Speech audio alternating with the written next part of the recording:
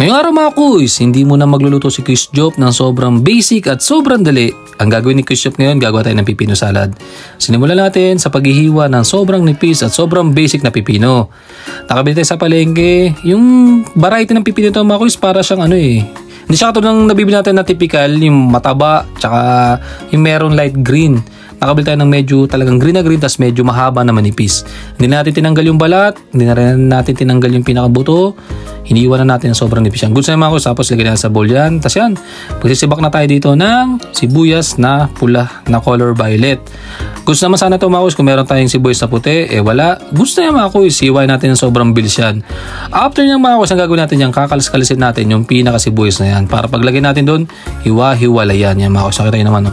Kinamay na natin yung with dirty hands natin mga kuys, pero nagugas naman si Kuis Jop mga kuys para sa atin naman, wag naman kayo magalit. After niya mga kuys, ilalagay natin dun sa pipino yan. Ibabagsak natin sa pipino yan mga kuys para naman sobrang solid yan. After niya mga kuys, maglalagay tayo ng siling semi pampapogi. Ito kaya sinabi ko semi mga kuys, hindi siya sobrang anghang. Kasi para sa atin mga kuys, pag talagang siling pampapogi, talagang sobrang anghang, yung uusok talagang tenga at saka ilong natin. Kakamay natin, ibabagsak natin yan mga kuys. Ito maglagay tayo ng kipay, o kung ano man tawag nyo dyan mga kuys. Kasi iba dito lagi dito talaga mayonnaise. Sa akin naman, wala nang problema mga kuys. Tayo naman kakain yan. Maglagay tayo yan. Nakabili tayo sa Twin Lakes yan mga kuys.